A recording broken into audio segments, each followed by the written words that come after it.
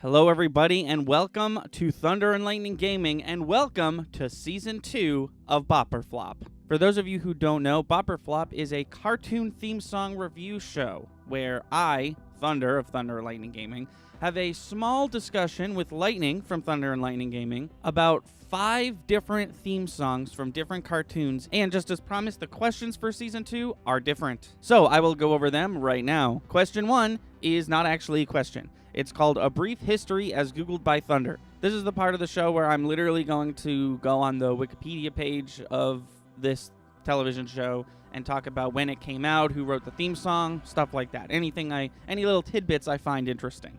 Question number 1 is it good? Same deal as before. Is it good is usually just a blanket. Yes, it's good. No, it's not good. Question number 2 is it fun? Like I said before, theme songs have to be fun. If they're not fun, what are we doing here? Question number 3 is, does it explain the premise of the show we are about to watch? This one might be the most important. A theme song's got to be good and well put together, but it also has a job to do. And question number 4, and the last question is it creative? Is it creative is where we talk about its musical choices and stylings, and we also compare it to its peers. So, with that being said, please enjoy the episode. Welcome back, ladies and gentlemen, to another exciting episode of Bopper Flop. I am your host, Lightning, and my always guest to the right of me, his name is... Thunder. I'm Thunder. Hi. It's my show, too. This month's episode is live action shows. Ooh. That is the theme. I let Chris pick between live action and Teenage Mutant Ninja Turtles, and much to my surprise, he picked live action. So that's what we're doing today. Exciting, riveting. Well, without further ado, let's get started. First up, we have Phil of the Future. Meet a boy named Phil and his family on vacation from the 22nd century. Got a rented time machine and they're on their way to a time way back in the day. So now he's Phil of the future, keeping it together just as best as he can. Phil of the future, he's a 22nd century man. 22nd century. Phil of the Future is a Disney-produced, Disney-made sitcom that ran from 2004 to 2006. It ran 2 seasons. It stars Raviv Ricky Ullman and Ali Mashaka, and the theme song is performed by Lauren Ellis and the Drew Davis Band. Question 1, is it good? Yes, I love the Phil of the Future theme song. I didn't think it was a bad song. I do have to say the execution felt uninspired. Okay. Do you want to elaborate on that a bit? Sure. The harmonies, I didn't feel any fun or excitement, even though it felt like an upbeat song. Okay. And it's mainly just it's only the vocals. But the harmony, the main one's just kind of like, Phil. No, I see what you're talking about. It's kind of lax. Yeah. Yeah. Where I feel you could have been a little more exciting, a little more pop in those lyrics. But yeah, it wasn't a bad song. I felt like they didn't want to be singing this. Yeah, that makes sense. It could have been one person. Yeah. Number 2, is it fun? Yeah, I think, barring what Chris said, I think it. See, there's the thing. I think you nailed it on the head. I think it's fun, sure. I think it could be funner. I think that more fun, rather. Funner is not really a word. I feel like the instruments are going for one thing, and the vocals don't really meet the mark. Yeah. And it leads for like the mood that you're in, where you're like, it could have been fun. That had the potential to be fun. It was right there, but I don't think it took the extra step. I agree wholeheartedly. Question number 3. Does it explain the premise of the show that we, the viewers, are about to watch? So, yes, it does. Yeah, it seems like it did. It does an incredible job of explaining what happens before episode 1, which, as I've said, is important. But I will say, it's hard to understand what he's saying. He doesn't have an accent or anything like that. They put a lot of words into small verses, right? Into small lines. And it kind of gets jarbled and you kind of lose track of what you're listening to. I guess what I'm saying is it does do a good job, but it's hard to tell because of the lyricist. And I feel like that's worth... Seems like a lot of our problems are based around lyrics and vocals. Yeah. Question number 4. Is it creative? No, I mean, the show is loosely about time travel, and to that point, time travel is the backbone of everything that happened before episode 1, right? Mm-hmm. And I feel like We could have done a little more with that. yeah, I feel a like little it's science-y feel to exactly. Yeah, I'm thinking of it. Rick and Morty is my thought.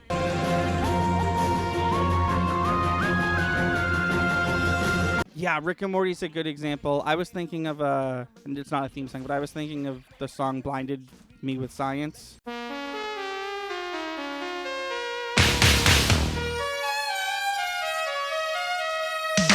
Okay, sure, Something sure. along those lines. Yeah. I just feel like they went for a generic Disney theme song, which is fine. Disney writes great theme songs, and I think this is I'm one with of them. you though. It's just kind of run-of-the-mill. Yeah, There's yeah. something cool and sci-fi they could have done with the theme song that they just opted out of. Right, right. Even though the show is not inherently sci-fi, I mean, day to day they're usually doing normal high school things, but you can't get away from the fact that he is from the future, and so is his family, and time travel is inherently science fiction. Right. Well, the question we've all come here waiting for you to answer. Mm-hmm, that's me. Thunder, Yes. is it a bop or flop? I didn't think it would be when it started, but I'm gonna give it a blop. A blop. I think with everything we discussed, this song sits firmly in the blop section. Firmly in the arms of a blop. The future is a 22nd century man. Okay, I never do this, but I'm gonna intro the next song because I have to preamble it. We were going to listen to the theme song to John Mulaney and the Sack Lunch Bunch. It's John Mulaney and the Sack Lunch Bunch. But Netflix is weird, so we could not. So I had to come up with a new one last minute, and I panicked, and the next song is Lazytown. Welcome to Lazytown, a place where you want to stay. You'll meet Robbie with his rotten plan, and Spartacus saving the day. I want to preface by saying this is an Icelandic television show. Is it really? Yeah, Icelandic American television comedy series.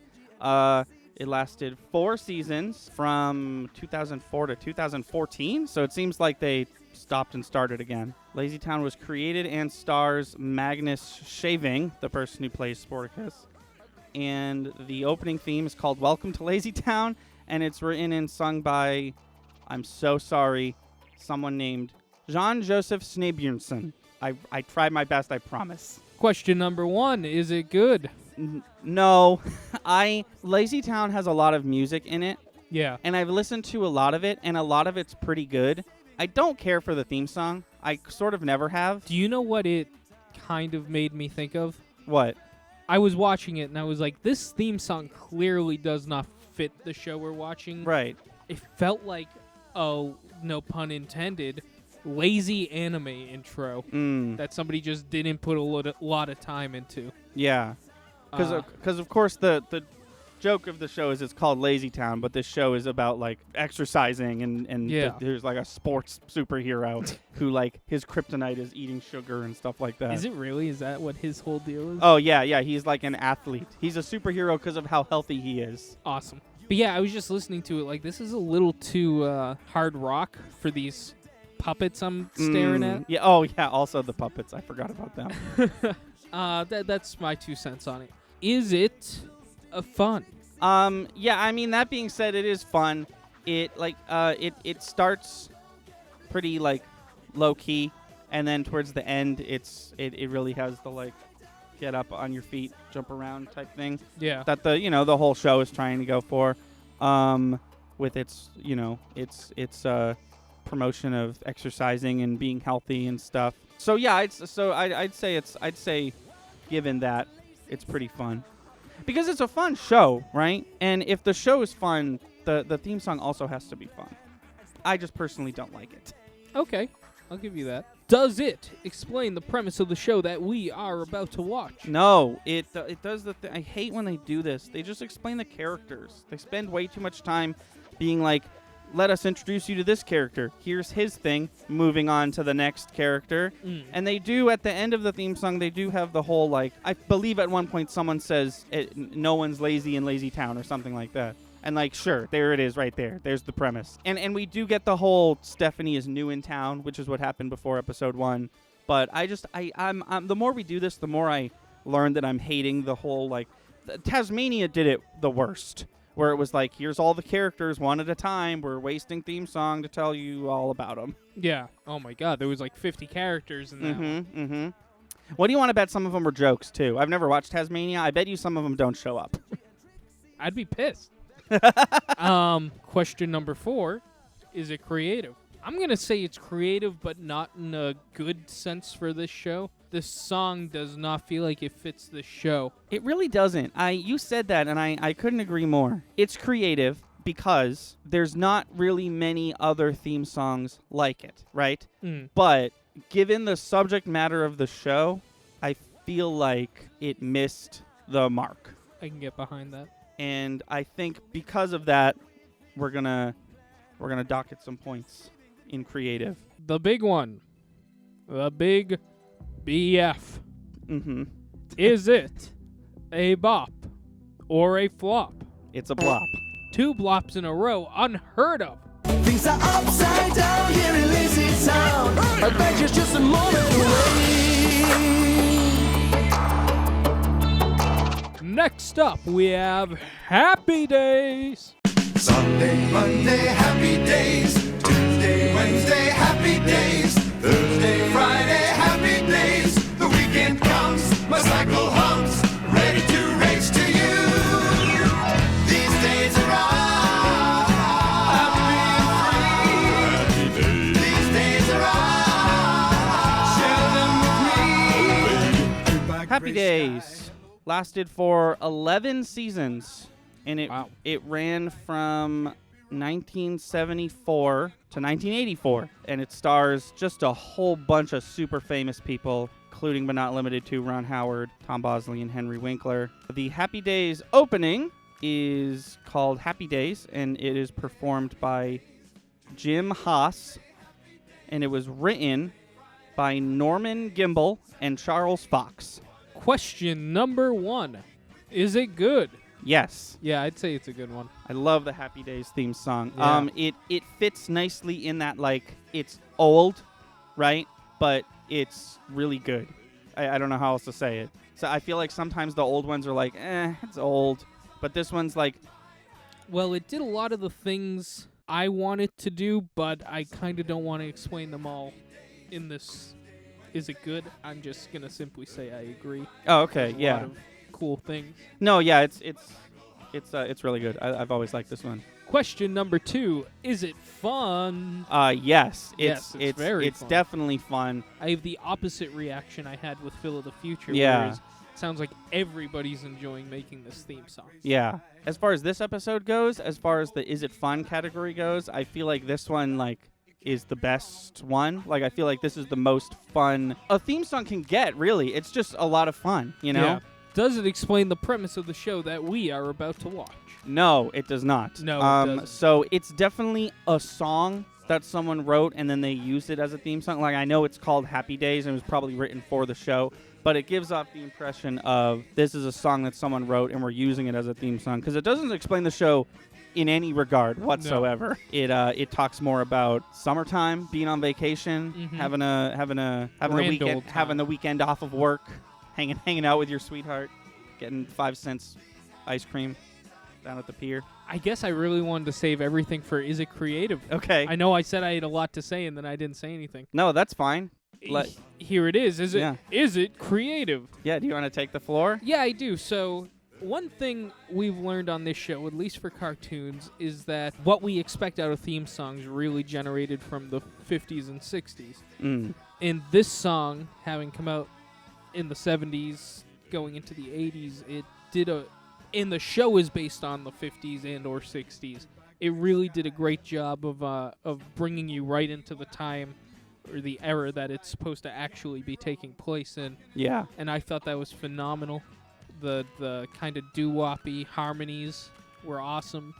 Just everything about it, I really would have sat here and been like, "Oh, this song from 1962. I remember this one." Yeah. No, it's if someone doesn't know it, it'd be easy to be like, hey, what time period do you think this from? Right. And they'd probably get it totally wrong. But it's a good thing that they did. I wouldn't say this song came out a year after the first Aerosmith album came out. Oh my God, I know. Yeah, no, that's what's hard to do, not just in theme songs, but music in general. We live in this time period. We have to write music for a different time period, you know? Right. And there's obviously reference material, but as far as these people go, I think they did a really good job. Oh, yeah. And I will say, I forgot to mention this. This is the second Happy Days theme song, of course. The first one is Rock Around the Clock. Right. I think this one's way better. Mm-hmm. Rock Around the Clock is clearly a song that they took as the theme song, but this one was clearly written for this theme song, and it really puts me in the mood for Happy Days more than the other one does. Yeah. Both good. I Both like good, them yes. both. Both good for sure. Is it a bop or flop? It's a bop. Yeah, it is. These days are on. Share them with me. These days are on. Happy and free. These happy days are yours and mine. These happy days are yours and mine. Happy days. Next up, we have Drake and Josh. I never thought that it'd be so simple, but I found a way, I found a way. If you open up your mind, it's gonna take some time to realize. All right, Drake and Josh is a Nickelodeon television show that ran from 2004 to 2007. It ran for 4 seasons. It stars Josh Peck and Drake Bell, and the theme song was written by Drake Bell. It is a song that he wrote called I Found a Way. Let's get right to it. Is it good? Yes. Yeah, this is an excellent theme song. I have always, will always love the Drake and Josh theme song. I don't know what section we usually bring this up, but this song, this is not me inferring, I actually know this. It's a real song. It's like a 3-4 minute song, and they cut it down into a theme song. And honestly, when it's a theme song like this for a show like this, I think that's the way to go. Mm-hmm. And like normally, you and I really go back and forth on like the characters in the show are singing the theme song. This is bad. Sometimes it's good though. Right. And I feel like if they didn't get Drake Bell to write and perform the theme song, what a missed opportunity. Because you have a musician right there on your show. Who's playing a musician who actually wrote the song. Yes, yeah. He's not playing a musician who wrote the song. He really wrote the song, and on the show he's also playing a musician. Yeah. I'd be a hypocrite if I didn't say I thought this was a good song. I've literally covered this song in the band, and people love it. And yeah, no, it's really great. good. I feel like Drake and Josh is sort of a contentious show. I feel like a lot of people find this show annoying, but I feel like whenever I show someone the theme song, they're like, oh, okay, but the theme song's pretty good. Say what you will about the show, and I feel like back in the day I really enjoyed Drake and Josh. But, Oh, yeah, me too. Yeah. Say what you will about it, that is a good theme song. Is it fun? It's like a different kind of fun, right? Like, this song is fun and Drake and Josh is fun, but I feel like it's 2 different kinds of fun. Yeah, And maybe this that's isn't. It's not a very. I don't want to use the word angsty, but it's not very goofy. The song, Yeah, where the show is kind of goofy. Drake and Josh is very, very, what year did I say? Yeah, very mid-2000s Nickelodeon, where it's like, whoa! Yeah, And that's the plot of each episode, right? That noise I just made. But the theme song is very straightforward. But it's not fun. It's just a different kind of fun. You know what I mean? And maybe Right. that's a bad thing. Maybe I should be slighting the theme song for having like misplaced fun. But I don't mind it. I don't have a problem with it. I don't know. I always thought that this theme song. I get what you're saying. I don't know. I always thought the theme song fit the show well. Okay. Well, see, that's the other thing, because I said all that about misplaced fun and whatnot. But I feel like if this song, even if it was still written by Drake Bell, I feel like if this song was like a goof, I feel like I would like it less. Yeah. I like the song, and I like the song for the show, but I do think that somewhere along the lines, it's just Drake Bell writing a song, not about Drake and Josh. That's what I was just gonna say. It's they took the actor Yeah. Drake Bell. He wrote a song, and even though I'm sure his character and himself share a lot of similarities, it's really a Drake Bell song over the Drake and Josh. Right. song. Does it explain the premise of the show that we are about to watch? It does not. No. Because it is a real song, and I'm pretty sure that's just the song he wrote that week. And they were like, hey, can we use it as a theme song? And he was like, yeah, sure. No, it has nothing to do with the plot. The show is about two, what do you call them? Stepbrothers. Mm-hmm. One of them, their mother and father got married, and they have a rambunctious, angsty teenage sister who's always pulling pranks on them. And the song is about like self-reflection. Yeah, not really about the TV show. No, not at all. Is it creative? I feel like no. I would argue to say it's a well-woven song, just having played it before. I'll give you that. It's a good song, but like, is it any different from any other Drake Bell song that came out during that era? I'd say no. Yeah, it's essentially, we've knocked other theme songs for this. It's essentially just a 2000s rock song thrown on a TV show. But I feel like we can't knock it as much because the guy on the show wrote it. Right. He Playing clearly, essentially himself. whether it goes one way or another way, something was clearly inspired by something else, Right. Either he wrote the theme song with the show in mind, or the show styled his character with the song in mind. They complement each other nicely, even though they have almost nothing to do with each other. The really only connecting thread is that Drake is Drake Bell. Right. Is it a bop or flop? It's a bop. Over your shoulder, you know that I told you I'll always be picking you up when you're down. So just turn around.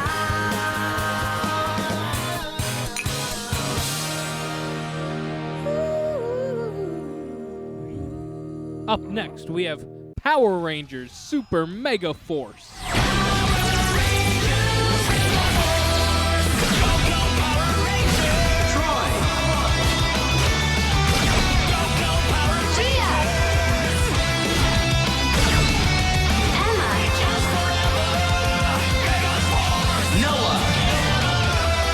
Power Rangers Mega Force came out 2013 to 2014.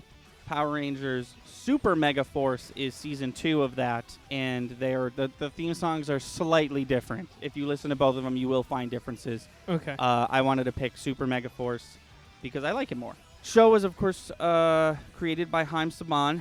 The theme song was written and performed by Noam Keneal. Is it good? Yes, I like this one a lot. I've actually listened to every single Power Rangers theme song, besides the first one, which holds a special place in my heart. This is my favorite one. There's Okay. some really good ones. There's some really poor ones, but this is essentially my favorite one. Is it fun? See, fun is interesting with Power Rangers because I feel like a Power Rangers theme song, in place of fun, a Power Rangers theme song has to be cool. Yeah. And I think this one's pretty cool. Yeah. I I'd mean- say it gets the point across that it's trying to get across. Yeah. It clearly shares some anatomy with the original theme song, but we will get to that when we talk about is it creative. Does it explain the premise of the show that we are about to watch?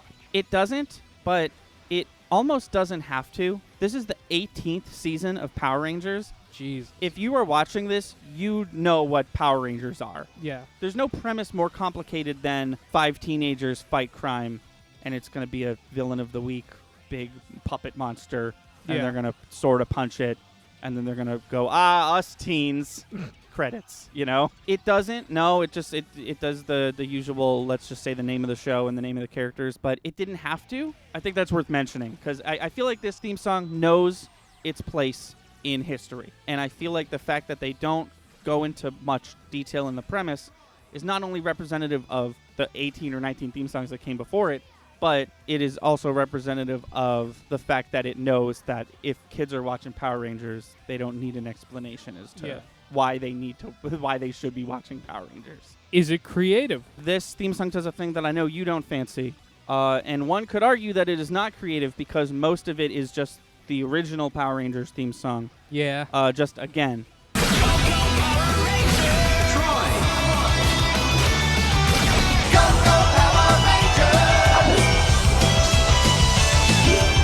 But I will say, what's interesting about... I've actually watched Super Mega Force. Not all of it, but I've seen quite a few episodes. What's interesting about Super Mega Force is that they take the little toys that you see in the intro, and they turn into past versions of the Power Rangers. So they'll literally be like, the red one will be like Mighty Morphin Pink, and then he turns into Kimberly from that one. Or he'll be like SPD Red, you know? They just say the season that they're from and the color, and then they turn into them. And in Super Mega Force, as you can see, they have like a Sky Pirate motif going on, right? Yeah. So normally I would be right there with you saying like, but they just stole the original. But I'd argue that the fact that they do almost on a episode-to-episode basis interact with the characters from the original, and in fact the characters from all across the legacy and the future of Power Rangers. That's why I would counter-argue with why not try and incorporate at least a good chunk of the theme songs if you're going to go that route. Because that's a lot. There's a lot of them. And there's only one that's like hyper recognizable, right? I feel like it's a mute point then if it's just always going to be just that one. Because I feel like, I won't speak for Power Rangers, but I know other shows have done this before. Just bring it back to that original one that everybody likes. Just remake the song. Well, see, if that's the route you're going to go down. Here's where I counter our argument. Teenage Mutant Ninja Turtles is the worst offender of, just do it over again. Just do the original over again. But don't. But, well, first of all, Teenage Mutant Ninja Turtles don't. But second of all, I feel like Power Rangers waited for it. If this is the only offense, then I'll take it. There's some here and there, right? But this is the first one in a long time, and I feel like they really went. I feel like you can't be coy about it, right? They really went for it. They were like, we're not keeping this a secret. Most of this theme song is the original theme song for the Power Rangers, but that is because of the subject matter of our Power Rangers show. And I feel like if every Power Rangers theme song did this, we'd be having a different conversation. But because most of them don't, they all do the Pokemon thing where they all usually say the words "Go Go Power Rangers." This song, for the most part, had the exact melody of the first one. Yeah. If it does it more than once, if it's an offender more than once and it didn't save itself for this one season to do it, I don't give it slack. You either save it up for that one time where you bring back the original one, or you're just continuously trying to relive that original theme song without just redoing that original theme song, which I think I would respect somebody more if they just said, here it is again, but we got somebody different to do it. Because that's what TMNT does, right? Like, it's the same theme song, but it's a different genre each time. Oh, I was going to say. This one did the same thing, where there was a little bit of this theme song that wasn't Go Go Power Rangers, but most of it was. Right. I was going to say the ending of I think it was the sequel to the new TMNT movies. Yes. They straight up put the song in the end, and I think it's a cover, right? It is. Yeah, it is a cover. I was super down for that. Yeah. They didn't hide it. They were just like, here's the new version of the theme. It was straight up. They got a rock band to redo the song. Which I respect a lot more than them just being like, it's like, oh, so that song, but not that song. Yeah. I don't know. I have a hard time with that stuff. And I did the Go Go Power Rangers. You did, TMNT. yeah. I know what I did. I forgive you. We'll talk about this way more on the TMNT episode, but that's kind of why I picked this over that one, by the way. Oh, I'm yeah? just not looking forward to that because I'm just going to have the same reaction to every song. See, that'd be an entirely different conversation if every single time there was a new TMNT, it was the same, like basically the same song. Then it kind of feels like there's someone higher up, like no, do the same song again. But they're not all the same song. Some of them are wildly different in the TMNT in the like many TMNT shows there have been. To me, if you're gonna do that and not just redo the same song, again, my opinion is kind of mute in this discussion, but just to get my thoughts out there, if you saved it up for this one season where it made sense, fine. But if you've done it more than that, it just seems like you're just doing it again. Yeah. But this time it kind of makes sense. Like I said, I've listened to all of them, and most of them don't. Most of them do their own thing. This one, and obviously season 1 of this one, because it's basically the same theme song, just a few things different, are the only ones that I can think of that like literally like rip the song, basically. Because like I said, some of them have motifs, and some of them have similar lyrics, but this is the first one in a long time that has been like, no, we're gonna redo it. Yeah. They did that recently with Pokemon as well. I wanna be the very best, like no one ever was. I wanna be Pokemon's theme song 16 is just the first Pokemon theme song again, except sung by someone different. Oh, okay. And specifically with Pokemon, I think it's because Pokemon means more to me than Power Rangers. I'm just sitting there like, don't do this. Do something else. That's how I feel when they rip off part of the song. Yeah. Just do your own thing. Yeah. And to me, that's what it boils down to. It does feel like they started to do their own thing and then they chickened out like as they were singing it. But yeah. No, but I feel like we valid points in this argument. Yeah. That we if we keep talking, we'll just keep talking in a circle. No, that's fair. Is it a bop or a flop? I decree it is a bop, even if I 100% agreed with you. And no, that's fine. And the is it creative question was a total no. I think it still gets the bop. Sure, it wasn't a bad song.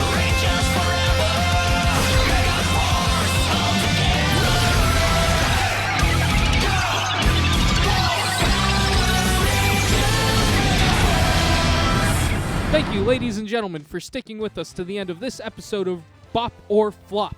This was our very special live action episode, which we might have more in the future. We're not sure yet. Yeah, if you liked this, let us know. Next month, we'll be back to a regular episode. Yeah. Till next time, I am your always host, Lightning. And I'm the always guest, Thunder.